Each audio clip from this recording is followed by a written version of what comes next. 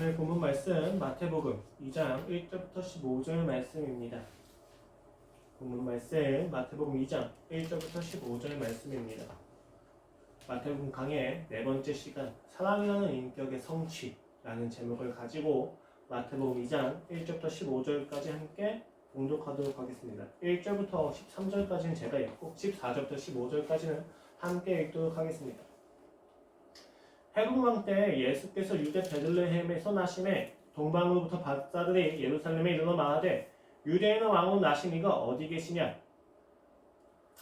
우리가 동방에서 그의 별을 보고 그에게 경배하러 왔노라 하니 헤롯 왕과 온 예루살렘이 듣고 소동한지라 왕이 모든 대제사장과 백성의 서기관들을 모아 그리스도가 어디서 나겠느냐 물으니 이르되 유대 베들레헴 이오니 이는 선지자로 이렇게 기록된 바 또 유대 땅 베들레헴아 너는 유대 고을 중에서 가장 작지 아니하도다. 내게서 한 다스리는 자가 나와서 내 백성 이스라엘의 목자가 되리라 하였음이니이다. 이에 헤롯이 가만히 박사들을 불러 별이 나타난 때를 자세히 묻고 베들레헴으로 보내며 이르되 가서 아기에 대하여 자세히 알아보고 찾거든 내게 고하여 나도 가서 그에게 경배하게 하라. 박사들이 왕의 말을 듣고 갈새 동방에서 보던 그 별이 문득 앞에서 인도하여 가다가 아기 있는 곳 위에 머물러 서 있는지라. 그들이 별을 보고 매우 크게 기뻐하고 기뻐하더라. 집에 들어가 아기와 그의 어머니 마리아가 함께 있는 것을 보고 엎드려 아기께 경배하고 보배압을 열어 향과 유향과 몰약을 예물로 드리니라. 그들은 꿈에 헤롯에게서 돌아가지 말라 지시하심을 받아 다른 길로 고국에 돌아가니라. 그들이 떠난 후에 주의 사자가 요셉에게 현몽하여 이르되 헤롯이 아기를 찾아 죽이려 하니 일어나 아기와 그의 어머니를 데리고 애굽으로 피하여 내가 내게 이르기까지 거기 있으라 하시니 14절부터 함께 봉독하겠습니다. 요셉이 일어나서 밤에 아기와 그의 어머니를 데리고 애굽으로 떠나가 헤롯이 죽기까지 거기 있었으니 이는 주께서 선지자를 통하여 말씀하신 바 애굽으로부터 내 아들을 불렀다 함을 이루려 하심이라. 아멘. 동방박사가 몇 명입니까? 많은 사람이 동방박사가 3사람인 걸로 알고 있습니다. 그런데 사실 동방박사가 몇 사람인지에 대해서는 성경에서 이야기를 하지 않고 있습니다. 그럼에도 불구하고 저희가 동방박사가 3사람이라고 이야기하는 까닭은 그들이 예수님께 드린 선물이 3가지이기 때문입니다. 그러나 정확히 이야기해서 동방박사는 몇 명인지 어느 누구도 알지 못합니다. 또 동방박사는 예수님을 어디서 만났습니까? 우리가 많이 보아오던 애니메이션이나 또 듣던 이야기들 속에서는 우리가 동방박사와 목자가 다 그 마구간의 구유로 찾아갔다고 이야기를 합니다. 하지만 성경에서 보면 동방박사들은 예수님을 마구간에서 만나지 않고 예수님을 그 집에서 만났습니다.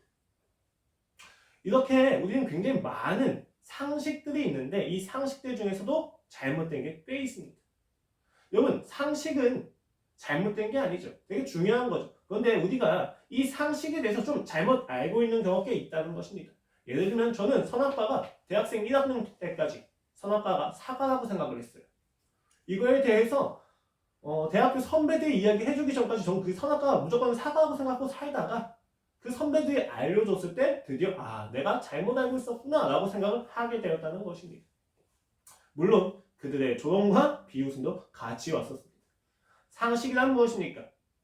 대다수의 사람들이 동의하고 있는 것이 바로 상식입니다. 그런데 대다수가 동의를 하고 있다고 해서 꼭 진리가 되지는 않습니다. 대다수가 동의한다고 해서 그것이 진리가 되지는 않습니다. 성경은 우리가 생각하는 많은 상식들을 깨뜨려 버립니다. 왜냐하면 우리가 가지고 있는 많은 상식들의 전제가, 근거가 진리가 아니기 때문입니다. 우리는 굉장히 많이 잘못된 상식을 가지고 있다는 것입니다. 그렇다면 우리가 중요한 것은 이제 우리가 중요하게 여겨야 하는 것은 상식을 깨자가 아닙니다. 상식을 깨뜨리는 것이 중요한 것이 아니라 이 깨뜨리는 이유가 중요하다는 거예요. 아무 상식이나 다 깨고 다니면 안 돼요. 이 상식 중에서 우리에게 꼭 고쳐야만 하는 진리와 합당하지 않은 상식들을 깨뜨리는 것이 중요하다는 것입니다. 그렇다면 앞서 이야기한 동방박사들에 관련한 상식들을 깨뜨린 것이 왜 중요할까요? 왜냐하면 마태복음 2장에서 예수 그리스도의 출생에 대해서 이야기할 때 강조점은 동방박사가 아니기 때문입니다. 마태복음 2장에서 이야기하는 강조점은 예수님으로 인해서 성취되어지고 있는 약속들에 대한 이야기이기 때문입니다. 그러면 오늘 우리는 그 약속의 성취가 무슨 의미가 있는가에 대해서 조금 더 깊이 살펴보고자 합니다. 오늘 이야기의 흐름은 굉장히 간단합니다. 예수 그리스도께서 헤롯이 왕이던 시절에 태어나셨습니다. 베들레헴에서 태어나셨죠. 베들레헴에서 예수님이 태어나셨을 때 동방에서 점성학을 공부하고 있던 동방 박사들이 별을 보고 유대인의 왕이 나셨구나라는 생각을 가지고 유대 땅으로 갑니다. 그들은 정확히 어느 땅에서 나는지는 정확히 모르지만 유대인의 왕이라는 사실은 알고 있었어요. 그래서 일단 유대 땅으로 가는데 베들레헴으로 곧장 가는 것이 아니라 예루살렘으로 갑니다. 왜? 유대인의 왕은 당연히 그 수도인 예루살렘에서 날 거라고 생각했기 때문입니다. 그러나 그들이 그곳에 본 것은 예수님이 아니라 헤롯이었습니다. 그 헤롯을 맞아들인 그 동방 박사들을 맞아들인 헤롯은 서기관과 대제사장들을 불러가지고 그 메시아가 그리스도가 어디서 나는지를 물어보고 그 정보에 대해서 베들레헴이라고 동방 박사들한테 이야기를 해줍니다. 동방 박사는 그 이야기를 듣고 베들레헴을 찾아가고 그 베들레헴을 찾아가는 동방 박사들에게 헤롯은 혹시 그 그리스도를 발견하게 되면 자기한테도 알려달라고 이야기한다. 자기도 경배하기 위해서라고 말이죠. 하지만 그의 심성은 그 예수를 죽이려고 했던 것이었습니다. 동방 박사들은 그 헤롯의 조언을 통해서 베들레헴으로 찾아가 또 그 별의 인도를 받아서 예수님을 만나게 됩니다. 그리고 그곳에서 그들은 경배드리며 세 가지의 선물을 드립니다. 그 선물을 드리고 나서 동방 박사가 헤롯에게로 돌아가려고 하자 천사가 나타나서 동방 박사들을 헤롯을 피해서 고국으로 돌아가게 해줍니다. 그리고 그 천사가 요셉에게 이르러 요셉에게도 지금 헤롯이 널 죽이려고 하니까 도망가라 라고 이야기하면서 애국 이집트로 도망가게 해줍니다. 그리고 이렇게 이집트로 도망가는 요셉의 가족을 보고 마태는 성경의 예언이 이루어졌다고 이야기하는 것입니다. 이후에 헤롯은 그 사실을 알고 다 죽여버립니다. 누구를요? 베들레헴의 땅에서 난 2세 이하의 모든 아이들을 죽여버립니다. 남자아이들을 죽이죠. 그리고 나서 그 헤롯이 죽고 나서 요셉 가족이 다시 올라오는데 베들레헴이 아니라 나사렛으로 가게 됩니다. 그래서 예수님이 나사렛 사람이라고 하는 별칭을 얻게 된다는 것이 바로 마태복음 2장의 전체 이야기입니다. 이렇게 이야기의 흐름을 따라서 설계 때 우리는 제일 먼저 집중하는 것이 뭐냐면 동방박사 이야기. 1장 1절부터 13절까지 해서 동방박사 이야기를 하고 나서 14절부터 헤롯의 이야기를 한단 말입니다. 하지만 오늘 2장의 중심은 동방박사가 아니에요. 오늘 마태복음 2장의 중심은 예수님이 계셔요. 그리고 그 예수님을 중심에 두고 헤롯과 동방박사가 정확하게 대조되어 주고 있습니다. 한쪽은 경배하는 사람들이고 한쪽은 죽이려고 하는 사람입니다. 예수님을 중심으로 지금 마태는 무대를 꾸며놓은 거예요. 무대를 만들어서 예수님 딱 중심에 두고 한쪽은 예수를 죽이려고 하는 자, 한쪽은 예수를 경배하려는 자라고 하는 메시지를 대조시켜서 우리한테 보여주고 있다는 것입니다. 그리고 이 무대 위에서 마태는 세 가지의 구약 말씀을 성취되었다, 이루어졌다고 이야기합니다. 요셉이 가족을 데리고 이집트로 떠나니까 이렇게 이야기합니다. 15절 말씀입니다. 헤롯이 죽기까지 거기 있었으니 이는 주께서 선지자를 통하여 말씀하신 바 애굽으로부터 내 아들을 불렀다 함을 이루려 하십니다. 그리고 나서 헤롯이 분노해서 베들레헴 고을에 있는 산의 아이들 모두 죽입니다. 18절 말씀입니다. 라마에서 슬퍼하며 크게 통곡하는 소리가 들리니 라헬이 그 자식을 위하여 애곡하는 것이다. 그가 자식이 없으므로 위로받기를 거절하였도다 함이 이루어졌느니라. 그리고 나서 그 헤롯이 죽고 예수님이 돌아오십니다. 그러자 이렇게 예언합니다. 나사렛이라는 동네에 가서 산이 이는 선지자로 하신 말씀에 나사렛 사람이라 칭하리라 하심을 이루려 함이더라. 마태복음 2장에는 분명 이 말씀이 아닌 다른 구약의 말씀도 존재합니다. 그런데 마태가 강조해서 이루려고 하심이다, 이루어졌음이니라 라고 하는 어근을 반복해서 붙인 건 바로 이 세 구절입니다. 즉 무슨 이야기냐면 지금 마태는 예수님을 중심으로 예수님을 죽이려고 하는 자, 그리고 예수님을 경배하려고 하는 자라고 하는 무대에 딱 세운 다음에 그 무대 위에서 세 가지의 구약 말씀의 성취를 우리한테 보여주고 있다는 것이에요. 그러면 우리는 오늘 설교를 볼 때 이 무대 위에서 이 말씀의 성취들이 각각 무엇을 의미하는지에 대해서 함께 살펴봐야만 한다는 것입니다. 그리고 오늘 첫 번째 시간입니다.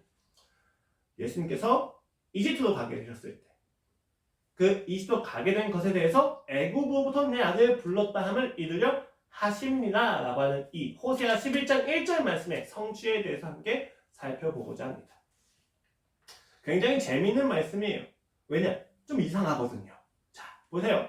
헤롯이 죽기까지 거기 있었으니 이는 주께서 선지자를 통하여 말씀하신 바 애굽으로부터 내 아들을 불렀다 함을 이루려 하심이다 라고 이야기합니다. 14절을 보면 요셉이 애굽으로 갑니다. 그런데 아직 돌아오진 않았어요.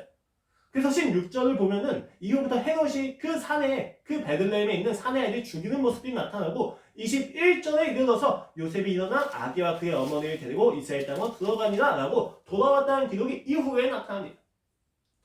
오늘 호세아서 11장 1절 말씀은 내 아들을 불렀다 함을 이루려 하심이라 이야기 있었습니다. 즉 애굽에서 불렀다 출애굽을 시켰다 라는 것에 대해서 이루어졌다고 이야기하는데 이 말씀이 좀 더 자연스럽게 이어지려면 어디에 있어야 돼요? 21절 뒤에가 있어야 돼요. 왜? 14절과 16절 사이에서는 아직 예루살렘에서 아직 애굽에서 돌아온 상태가 아니기 때문입니다. 그럼에도 불구하고 마태가 그것을 애굽으로 간 그 시점에 애굽에서 불렀다 함이 이루어졌다고 이야기하는 까닭은 무엇입니까? 그거에 대해서 먼저 첫 번째 살펴볼 것이고 두 번째는 요셉이 일어나 아기와 그의 어머니 두 번째는 애굽으로부터 내 아들을 불렀다 함이라고 이야기하는 출애굽 사건이에요. 그런데 여러분 예언이라고 하는 것은 내가 미래에 일어날 일에 대해서 하는 거잖아요. 그런데 오늘 말씀은 되게 특이해요. 왜냐하면 이것은 미래에 일어날 어떤 사건에 대한 예언이 아니라 본 구절은 역사에 대한 이야기이기 때문이에요. 하나님께서 이스라엘 초창기에 그들 애굽에서 불러내셨다라고 하는 부분을 가지고 지금 예언이 이루어졌다고 이야기한다는 것입니다. 이상한 거죠. 왜? 예를 들면 일제강점기 시대 때 어떤 한 사람이 나타나서 한국이 광복을 맞이하고야 말 거야 라고 이야기했고 8월 15일 어떤 사람이 이 사람이 이렇게 이야기했던 것이 이루어졌다라고 이야기를 해야 돼요. 그런데 지금 상황은 뭐냐면 일제강점기 시대에 어떤 한 사람이 나타나서 이 예언이 어떤 예언이냐? 단군이 한국을 만들었다. 고조선을 만들었다. 라고 했던 것이 이루어졌다. 라고 이야기한다는 거예요. 예언이 이루어졌다면 미래 일에 대해서 이야기해야 되는데 지금 본문은 과거의 역사가 다시 이루어졌다고 이야기한다는 것입니다. 말이 안 돼요. 이 부분이 왜 성취, 예언이 이루어지는 것으로 들어갔는지에 대해서 우리가 함께 살펴볼 것인데 이 두 가지 질문과 함께 오늘 구약의 성취를 살펴보면서 이 구약의 성취가 오늘 우리의 삶에서 무엇을 의미하는지에 대해서 좀 더 깊이 살펴보도록 하겠습니다. 먼저 우리는 마태가 세워놓은, 준비해놓은 무대를 좀 이해할 필요가 있어요. 이 무대의 중심은 예수님이 계십니다. 근데 이 예수님 되게 재밌어요. 방금 출생하셨거든요. 그래서 이 예수님은 아무것도 못해요. 먹는 것도 못하시고 혼자 걸어다니지도 못하십니다. 이 예수님이 그 유대 사회에 끼칠 수 있는 영향은 전무했습니다. 그런데 이 아무것도 할 수 없는 예수님에 대해서 두 가지 반응이 나타나요. 즉, 이 두 가지 반응은 예수님이 하시는 어떤 행동에 대한 게 아니라 예수님의 존재 자체에 대한 인간의 반응을 나타냅니다. 예수님이 약속의 성취로 메시아로 오셨다고 하는 그 존재 자체에 대해서 두 가지의 반응이 나타난다는 것입니다. 첫 번째는 동방박사들의 반응입니다. 1절 말씀이죠. 헤롯 왕 때에 예수께서 유대 베들레헴에서 나심에 동방으로부터 박사들이 예루살렘에 이르러 말하되 유대인의 왕으로 나신 이가 어디 계시냐? 우리가 동방에서 그의 별을 보고 그에게 경배하러 왔노라 하니. 동방 박사가 누군지, 어디서 왔는지, 또 그들이 봤던 별이 무엇인지에 대해서는 마태복음의 관심이 아닙니다. 마태복음의 관심은 그들이 별을 보았고 그 별을 따라서 예루살렘으로 왔다는 것입니다.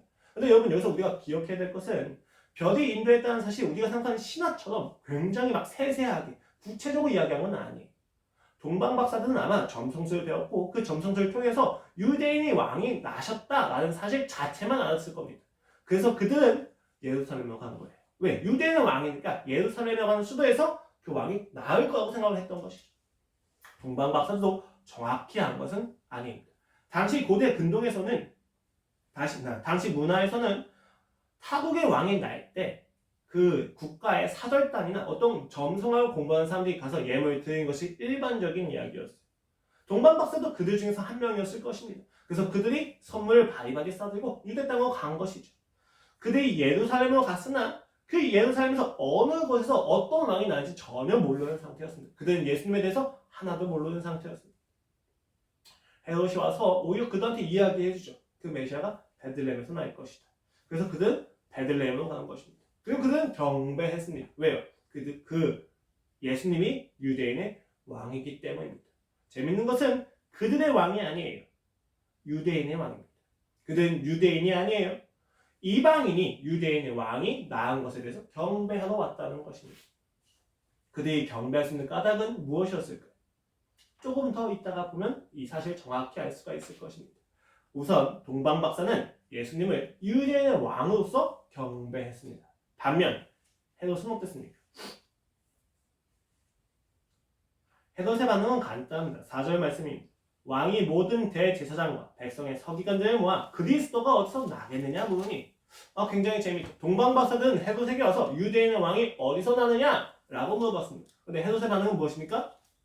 유대인의 왕을 그리스도라고 이야기합니다. 그리고 서기관과 대제사장들에게 그리스도가 어디서 나느냐 라고 이야기하고 있다는 것입니다. 동방 박사들은 유대인의 왕을 물었지만 헤롯은 그리스도를 찾았습니다. 이것은 헤롯이 반쪽은 유대인의 피가 있고 반쪽은 이방인의 피가 있기 때문에 가능한 사고입니다. 그는 유대인의 문화와 교육을 받았기 때문입니다. 헤롯은 어떤 사람입니까? 그는 로마 황제와 친분이 있는 이두메 사람입니다. 에돔 사람, 즉 에서의 자손입니다.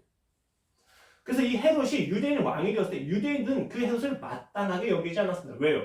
헤롯은 유대인이 아니기 때문입니다. 그들이 기다리던 메시아가 아닌데 그가 왕 노릇을 하고 있는 거예요. 거짓된 왕이죠. 그래서 헤롯 역시도 자신의 정체성과 왕권이 흔들릴 것에 대해서 굉장히 많이 걱정을 했습니다. 그런데 지금 동방 박사들로부터 유대인의 왕에 대해서 이야기 들었을 때 그는 그리스도를 떠올립니다. 무슨 이야기입니까? 유대인의 왕이면 자기하고 싸울 수가 있어요. 근데 그리스도는 유대인의 문화 속에서, 신화 속에서, 그리고 신앙 속에서 어떻게 해석이 돼요? 자신들을 압제하고 있는 로마 혹은 외세, 이방인들로부터 자신을 구원해 줄 사람이란 말이에요. 지금 당시의 이방인은 로마예요. 그리고 자기를 유대인은 왕으로 세운 사람은 로마 황제입니다. 그 그리스도가 와서 유대인들 로마 황제부터 독립을 시키면 자기가 뭐가 됩니까? 자신의 권위는 어디서 오는 거예요? 로마 황제부터 오죠. 로마 황제부터 유대인을 벗어나게 해주는 그리스도가 나타나면 자신의 모든 입지가 흔들려 버린다는 것입니다. 그리고 그 그리스도를 죽일 수 있는 유일한 기회는 바로 그가 악이어서 아무것도 못할 때. 그래서 헤롯은 그 예수 그리스도를 죽이기 위해서 동방 박사들에게 몇 가지 질문을 하면 나중에 다시 와서 이야기를 해달라고 이야기하는 것이죠.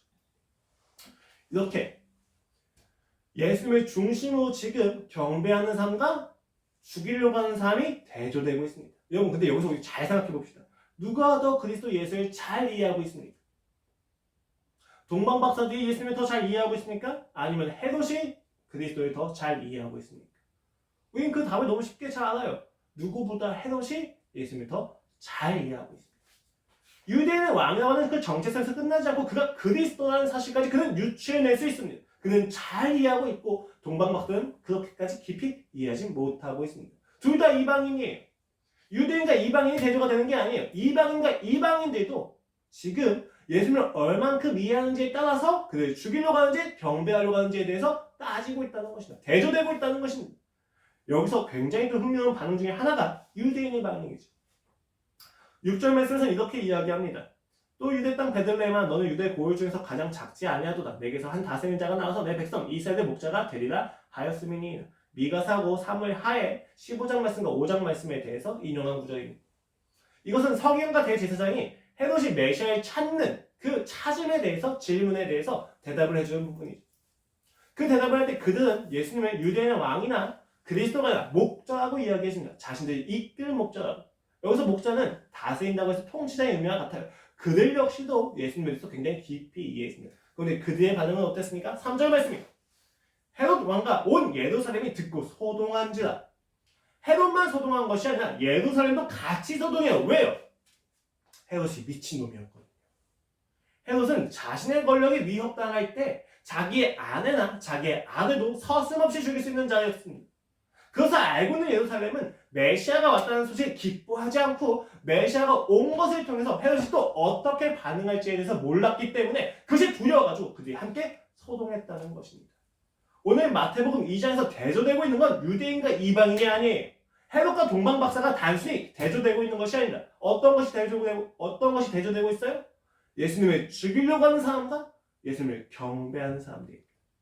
재밌는 것은 예수님을 더 깊이 이해하면 이해할수록 예수님을 죽이려고 한다는 것이고 예수님에 대한 이해가 작으면 작을수록 예수님을 경배한다는 것입니다. 이것은 우리의 상식과 반대됩니다. 왜요? 예수님을 알면 알수록 더 찬양할 수 있어 라고 우리는 이야기하기 때문입니다. 그런데 오늘 본문은 예수님을 알고 또 아는 사람일수록 그를 죽이려고 한다는 거예요. 왜 그럴까요? 왜 예수님에 대한 이해가 깊을수록 예수님을 증오하게 될까요? 간단합니다. 왜요? 그는 구원자이고 메시아이고 새로운 나라의 왕입니다. 그가 세우신 나라가 나하고는 나의 세계이고 내 자아가 만들어낸 성을 무너뜨리기 때문입니다. 예수님을 더 이해하면 이해할수록 우린 괴로워져요. 왜요? 내 안에 부정할 것이 너무 많이 보이기 때문이죠. 예수님을 잘 모르는 사람들은 예수님을 죽일 이유가 없어요. 왜요? 그가 유일하지도 않고 그가 하나의 왕이며 하나의 신이며 그냥 경배드릴 대상 중에 한 명이 되기 때문입니다. 그러나 예수님을 바르게 이해한 자는, 예수님을 잘 이해한 자, 깊이 이해한 자들에게는 그 예수님이 부담이 됩니다. 왜요? 내가 무너져야 되기 때문이에요. 그 예수님을 믿는 순간 여러 신들 중에서 한 명을 더 섬기는 것이 아니라 내 인생이 송두리째 뿌리 뽑혀서 달라진다는 것을 알고 있기 때문입니다. 당시 예루살렘도 마찬가지였어요. 메시아가 왔잖아요. 기뻐해야만 해요. 그런데 그는 기뻐하지 않았어요. 왜요?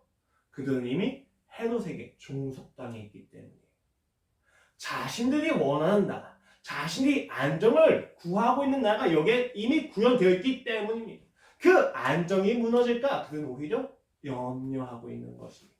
마치 모세가 바로 왕한테 가서 이스라엘을 빼낸다고 이야기했었을 때 그것으로 인해서 그들이 이스라엘 백성이 노예로서 가지고 있는 안정감이 깨지는 것에 의해서 그들이 모세를 배척했던 것처럼 오늘 예루살렘은 자신들의 세계를 지키기 위해서 자신들의 안정을 지키기 위해서 예수 그리스도에 대해서 배척한다는 것입니다.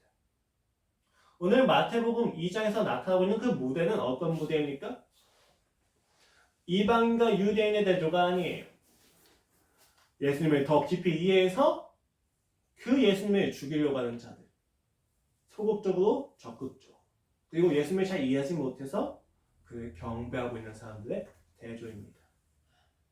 이 대조 속에서 우리는 오늘 말씀의 성취에 대해서 보게 됩니다.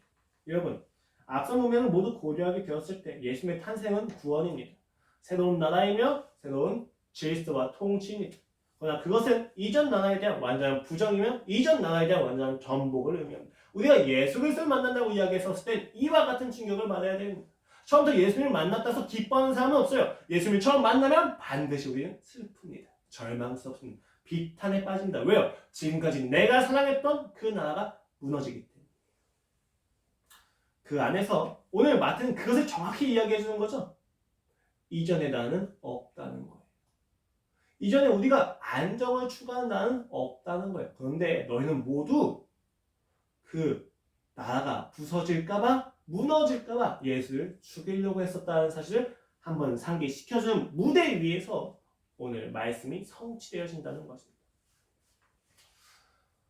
첫 번째 우리는 이 질문을 해야죠. 왜? 이 말씀의 성취는 다 이루어지지도 않았는데 마태가 갑자기 이루어졌다고 이야기하느냐예요. 그럼 예루살렘을 떠나서 애굽에 도착하셨어요. 애굽에 가셨어요. 근데 가신 것과 동시에 지금 마태는 내 아들 애굽부터 불렀다 함이 이루어졌다고 이야기합니다. 왜 그렇게 표현을 할 수밖에 없었을까요? 나중에 돌아오고 나서 그렇게 예언을 성취되었다고 이야기하면 되는데 애굽으로 간 것 자체가 왜 성취가 되었다고 이야기하는가? 굉장히 간단합니다. 그 이유는 마태가 이미 그리스도의 죽음과 부활을 다 경험하고 성령의 임재를 통해서 모든 것이 해석되었기 때문입니다. 지금 이 편지를 쓰는 시점은 그 예수님의 출생을 옆에서 하나하나 적고 있는 것이 아니라 예수님의 출생과 죽음과 부활을 다 경험한 마태가 적고 있는 기록이기 때문입니다. 그렇기 때문에 이 기록엔 의도가 있는 거죠. 그 의도가 무엇일까요? 사실 아까도 말씀드렸지만 20절 말씀을 보면 일어나 아기와 그의 어머니를 데리고 이스라엘 땅으로 가라. 아기의 목숨을 찾던 자들이 죽었느니라 하시니 요셉이 일어나 아기와 그의 어머니를 데리고 이스라엘 땅으로 들어간다. 돌아왔다는 구절이 있어요. 그러면 마태는 이 구절에서 내 아들을 애굽부터 불렀다 함이 이루어졌다 라고 이야기해야 되는데 그렇게 하지 않은 까닭은 간단합니다.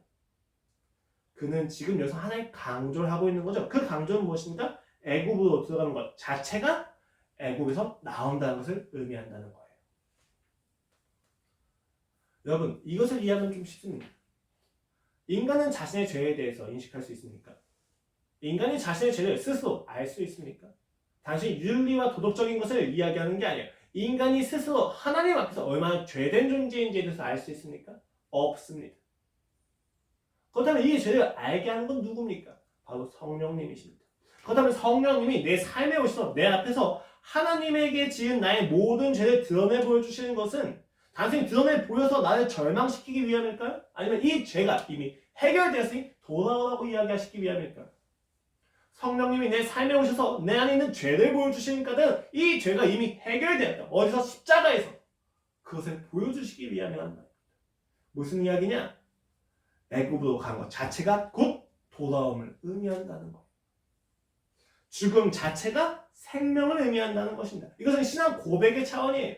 우리가 받고 있는 고난은 주 예수 그리스도를 더욱더 알아가는 삶과 생명과 부활로 우리를 인도한다는 것입니다. 내가 상처받으면, 내가 아픈 것은 이미 곧 회복을 의미한다는 것입니다. 이것이 어떻게 가능합니까? 십자가 사이에서, 십자가의 중심으로 모든 아픔과 모든 상처와 모든 죄가 없어졌다는 교리를 근거로 우리 이야기를 할 수 있습니다.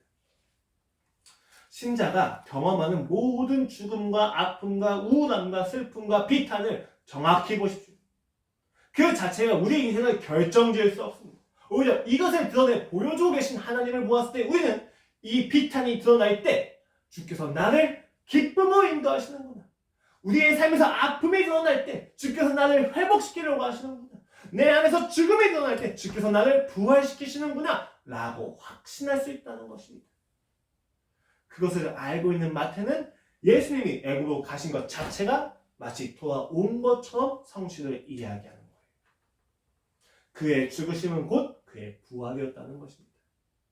신자의 삶에서의 사고방식은 그렇습니다. 세상은 전혀 몰라요. 세상은 우리의 죽음과 아픔을 보고 치료하려고 하고 해결하려고 합니다. 그러나 여러분, 우리는 우리의 죽음과 아픔을 보고 이미 해결됨을 누려야만 합니다. 세상은 그것을 인식하지 못하지만 그리스도의 자녀들, 하나님의 자녀들은 그 죄를 직면하는 끝에서, 그 죽음과 절망의 끝에서 부활과 생명을 확인하게 된다는 것입니다. 두 번째입니다. 예언이라는 건 아까 이야기했듯이 미래의 일에 대해서 이루어지는 것이 성취되었다고 이야기할 수 있습니다.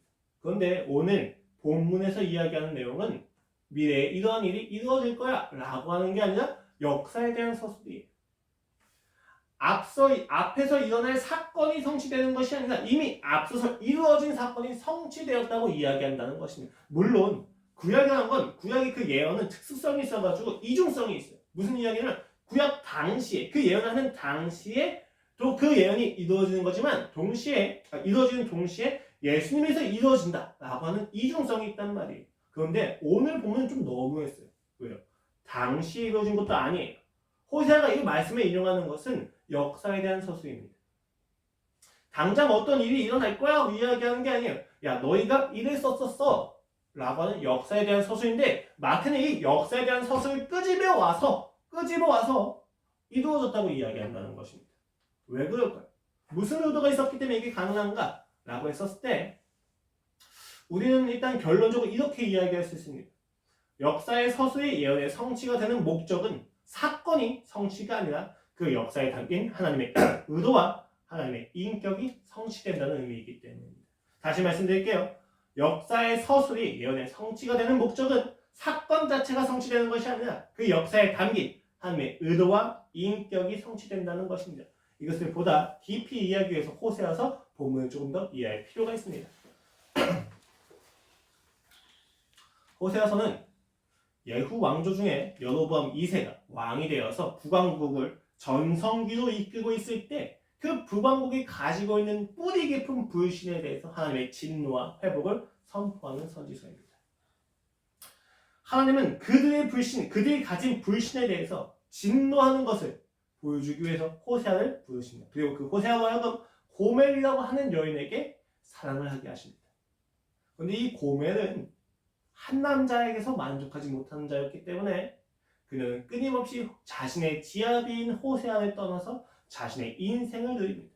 끊임없이 다른 남자를 찾아간다. 남자를 찾고 또 찾아서 그 끝에 그녀는 노예 상인에게 팔리는 지경까지 가게 됩니다.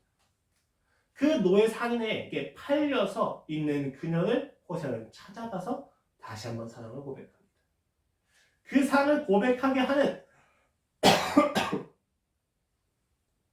하나님의 목적은 호세아로 하여금 하나님의 마음을 가르쳐 주시는 것이었습니다.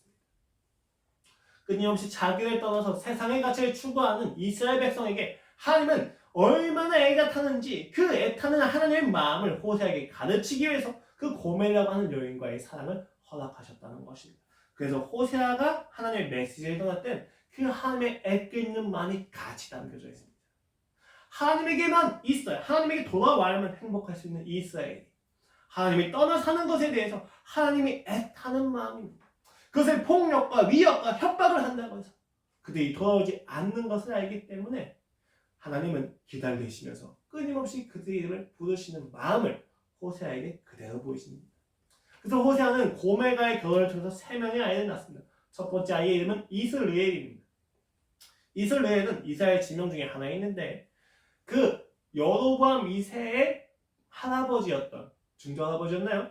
왕조를 세운 예후가 오므리 왕조를 죽일 때 반역을 시작하는 첫 지점이 이스르엘이에요. 그래서 이스르엘은 피가 가득했었습니다. 그래서 그 장자 이름을 이스르엘이라고 짓는 것은 하나님이 예후 왕조가 지었던 그 죄를 잊지 않는다는 것입니다. 이스라엘이라 짓는 건 그 이스라엘 백성의 죄를 절대 잊지 않고 반드시 심판하시겠다고 하는 하나님의 의지였습니다. 두 번째 아이의 이름은 로루하마입니다. 루하마는 귀엽게 여기다, 긍휼히 여기다는 뜻이고, 로는 부정점령이기 때문에 내가 너희를 긍휼히 여기지 않는다는 의미입니다. 이건 역시도 심판이었습니다. 셋째 아이의 이름은 로암미였습니다. 암미는 내 백성이라는 뜻인데 앞에 로가 붙어서 너희는 내 백성이 아니다라고 하는 하나님의 심판이었습니다. 호세아는 3명의 자녀를 통해서 하나님의 심판을 그대로 전하게 됩니다. 그들은 더 이상 하나님의 백성이 될 수 없었습니다.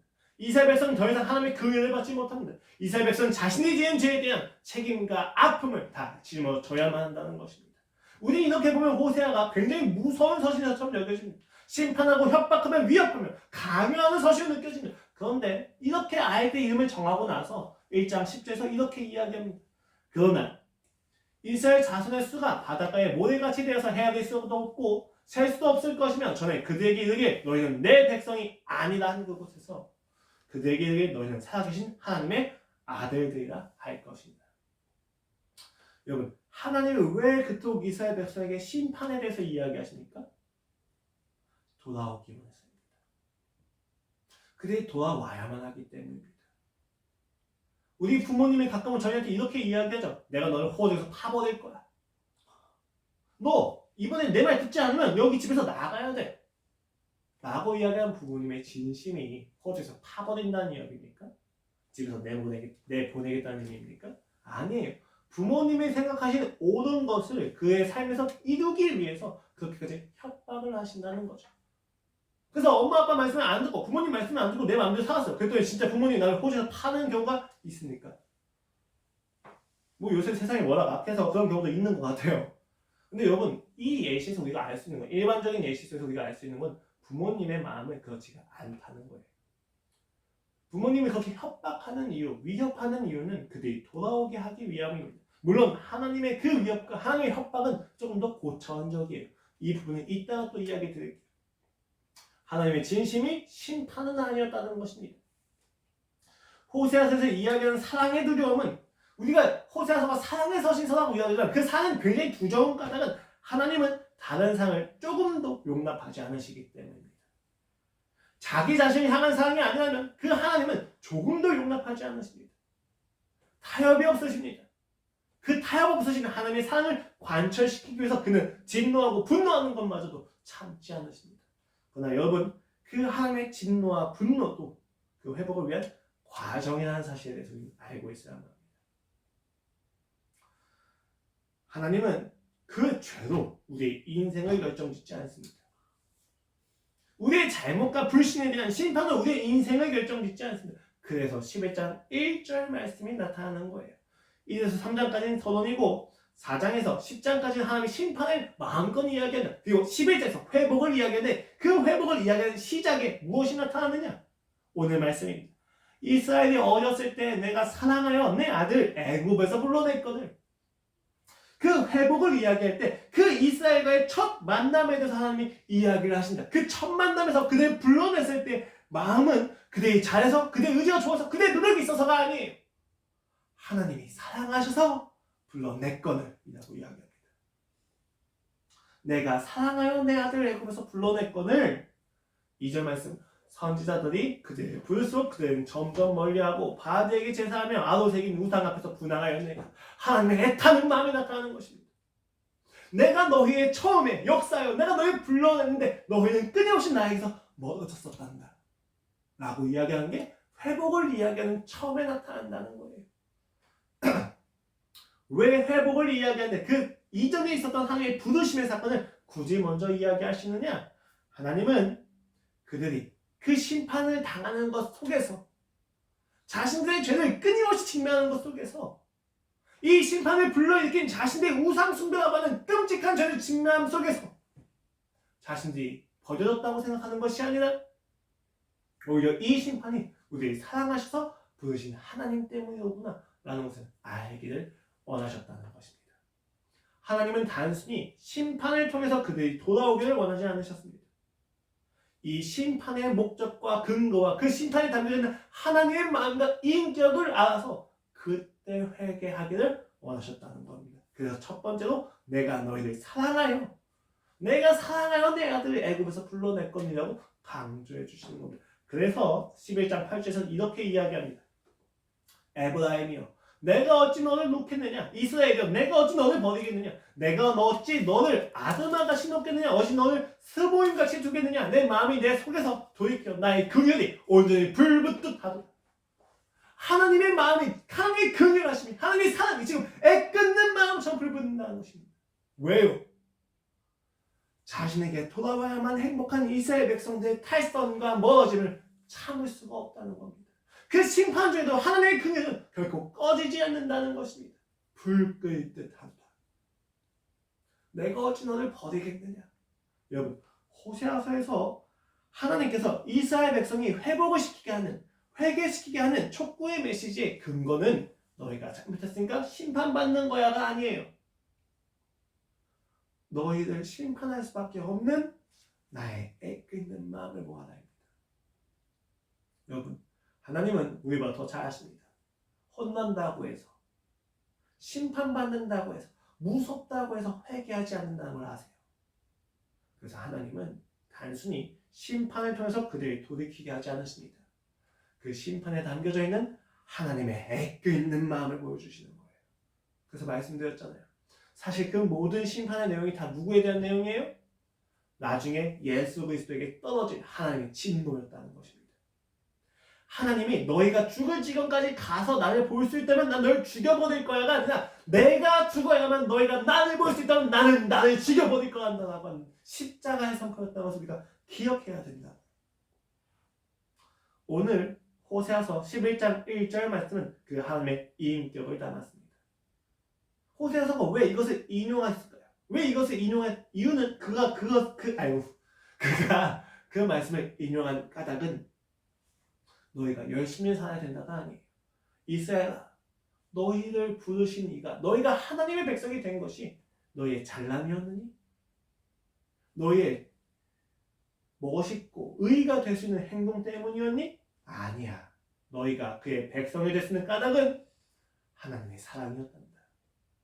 그 사랑을 가지신 하나님 오늘 얼마나 애끓는지를 보려. 이라고 호세가 전하고 있다는 것입니다.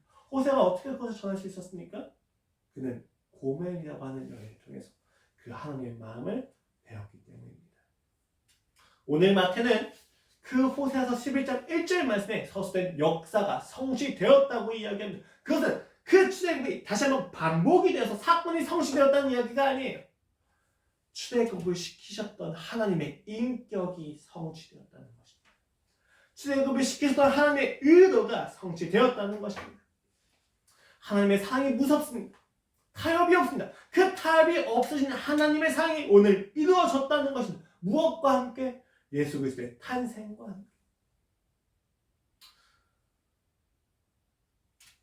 역사가 성취된다는 것은 그 역사에 담긴 하나님의 사랑이 출애굽을 행하신 하나님의 의도와 인격이 그 사랑의 절대적인 은혜라는 것이 성취되었다는 것을 의미합니다. 당시 그 절망스러운 무대를 보고 있는 마태의 독자들은 정체성의 혼란이 있는 자들이었습니다. 유대교인가 기독교인가. 그 혼란 속에서 그들의 정체성을 붙잡을 수 있는 유일한 것은 예수 그리스도의 왕되심이었습니다. 그 예수 그리스도가 왕되신 그의 나는 절대적인 은혜의 이야기였습니다. 절대적인 주권의 이야기였습니다. 마태는 이것이 성취되었다는 것을 의미하면서 이야기하면서 너희가 선택한다고 해서 하나님을 떠날 수 있는 것이 아니라는 것을 정확히 밝혀줍니다. 너희의 분노와 너희의 불신이 너희가 예수 그리스도를 알고 있는데도 불구하고 그 예수 그리스도를 배척하고 죽이며 원망했다는 그 사실이 너희로 하여금 하나님의 자녀가 되는 권세를 취소시킬 수 없다는 것을 그는 이야기합니다. 왜요? 출애굽에서 있었던 하나님의 사랑은 예수 그리스도의 탄생과 함께 다시 한번 이루어졌기 때문입니다.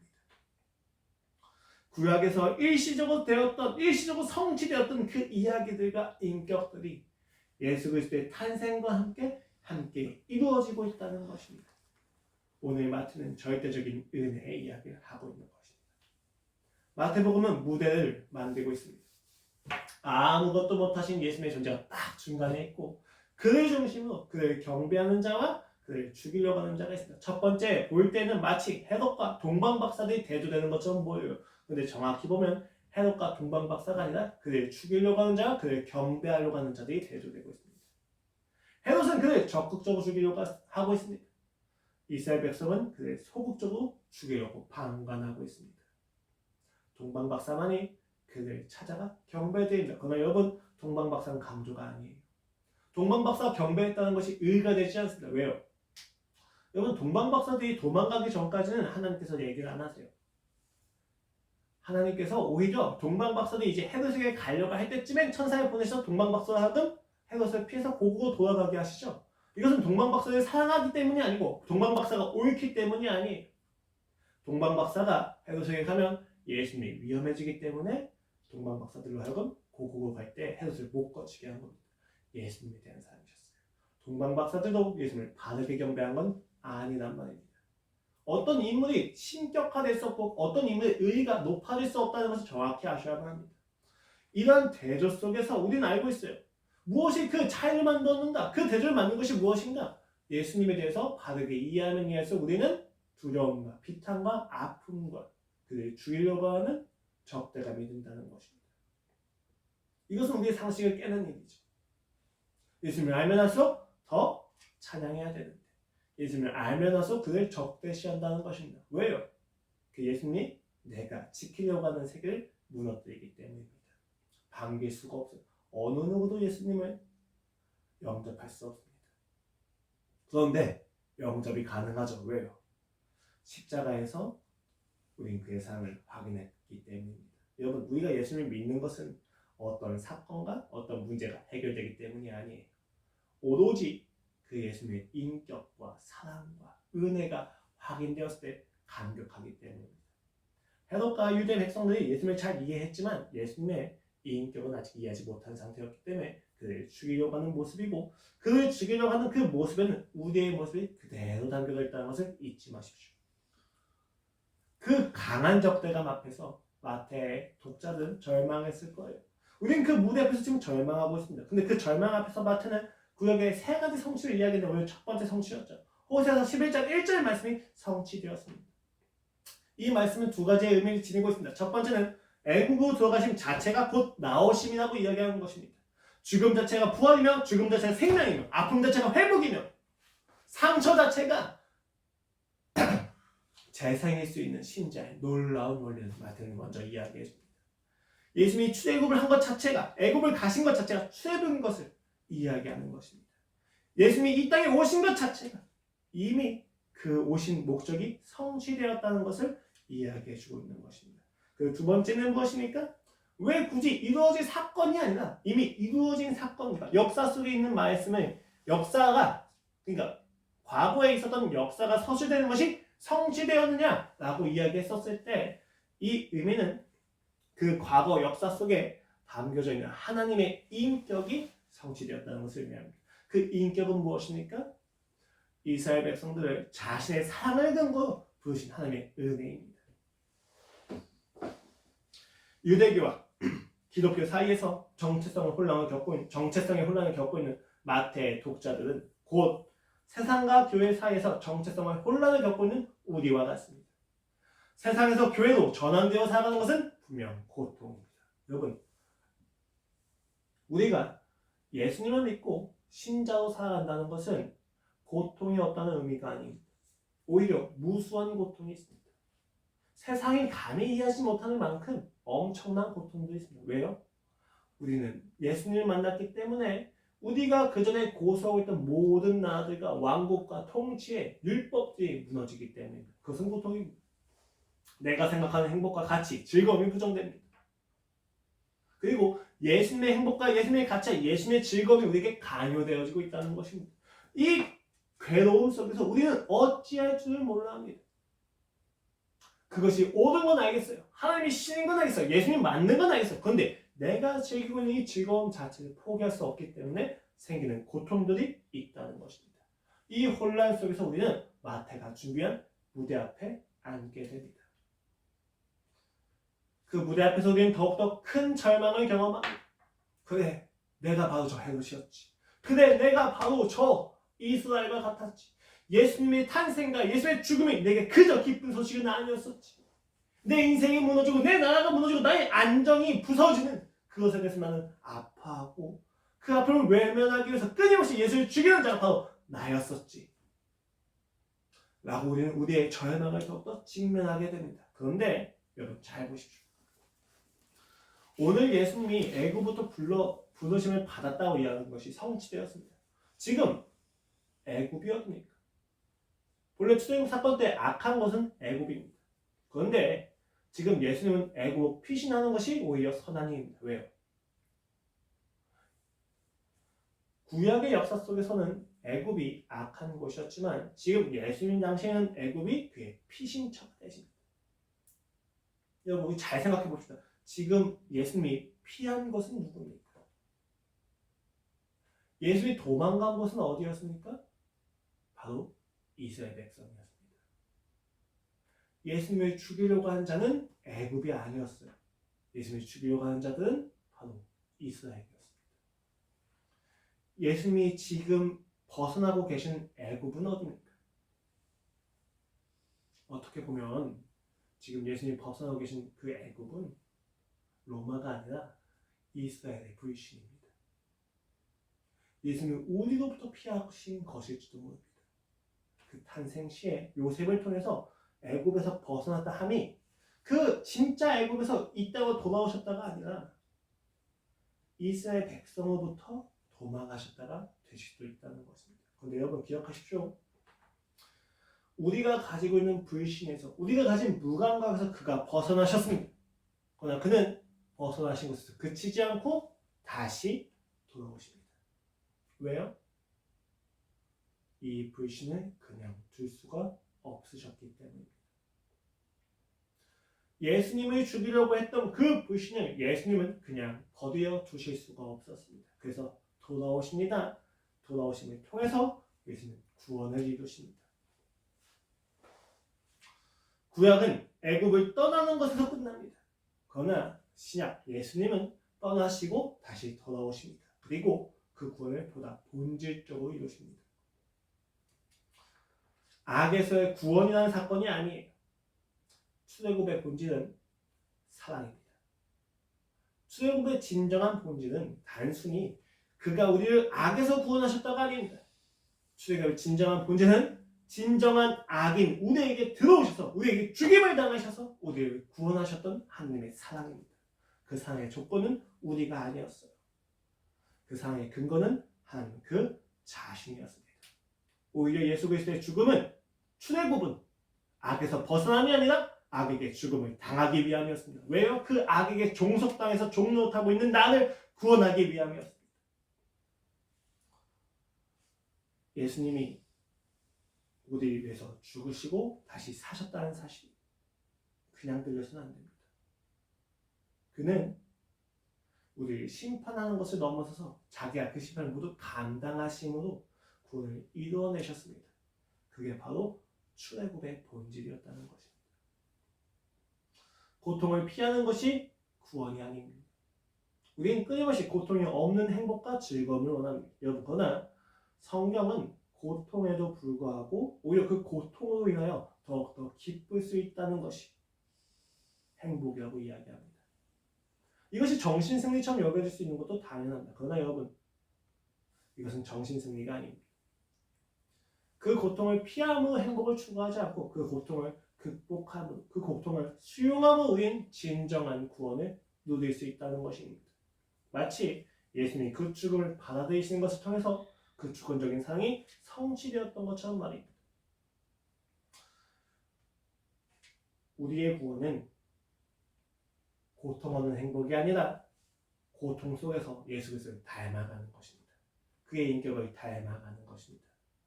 어떤 문제 해결이 성취되어지는 것이 아니라 그 하나님의 인격이 우리의 삶에서 성취되어지는 것이 진정한 구원이라는 것입니다. 이 인격이 있는 곳에서는 반드시 실력도 생깁니다. 세상에 있는 가치를 누릴 수 있는 실력이 생긴다면 많은 돈 중에 할 수 있지만 말을 아끼겠습니다. 왜냐하면 제가 추구하는 가치가 잘못된 것을 안다고 해서 추구를 멈출 수 있는 이성이 인간에게는 없기 때문이에요. 내가 추구하고 있는 게 잘못되었어요. 그래서 그 잘못됨이 드러났어요. 그렇다고 해서 내가 그 추구하는 가치를 멈출 수 있습니까? 아니요. 인간은 멈출 수가 없습니다. 그렇다면 그 인간으로 하여금 잘못된 추구를 전환시키고 스톱하게 만드는 것은 무엇입니까? 심판과 두려움, 정죄? 아니요. 잘못된 가치들을 추구하는 것을 통해 내가 받아야 하는 그 모든 심판을 예수 그리스도가 받았다는 것을 알 때입니다. 왜 그는 그것을 받았는가? 너무 간단한 이유. 하지만 너무 깊은 이유죠. 그가 나를 사랑하시기 때문입니다. 인간이 세상으로부터 돌아서는 유일한 이유는 하나님이 이 땅을 다스릴 거라고 하는 승리의 선언이 아니라 하나님이 나를 사랑하신다고 하는 이 인격이 성취될 때입니다. 자녀가 부모를 언제 가장 사랑하게 됩니까?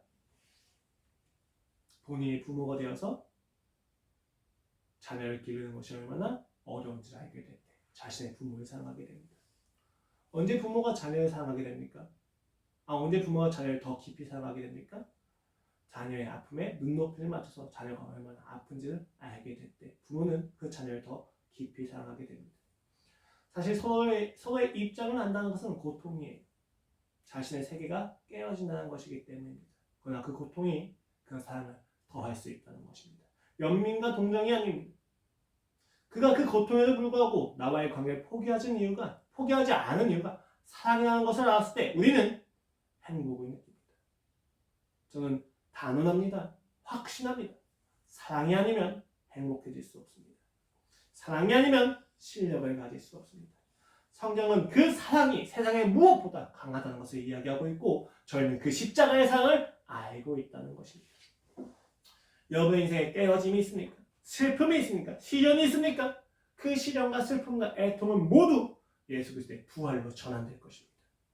그 슬픔과 애통과 또 비탄에 빠져있지 마십시오. 오히려 그것이 드러나는 이유가 예수 그리스도의 사랑을 알게 하시기 위한 하나님의 놀라운 섭리라는 것을 아시기를 바랍니다. 그것을 아시기 위해서 또 그것을 확신하기 위해서 여러분에게 필요한 기도는 오늘 나의 문제를 해결해 주시옵소서가 아닙니다. 출애굽에서 이루셨던 보여주셨던 하나님의 인격이 오늘 나의 삶에서 확인되기를 원합니다. 라고 하는 이 인격에 대한 기도입니다. 그의 성품을 알기 원하는 기도입니다. 그 사랑의 통치로 오늘 마태복음을 부르고 있다는 것입니다. 여러분이 그 사랑의 통치에서 벗어나지 않기를 권면합니다. 하나님은 반드시 우리를 그 자녀의 자리에 맞게 걸맞는 자로 만드시기까지 포기하지 않으십니다.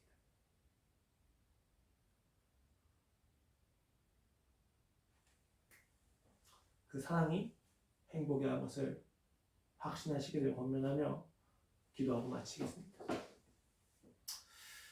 하나님 아버지, 오늘 우리 인생에 하나님의 사랑이 떨어지게 하여 주시옵소서.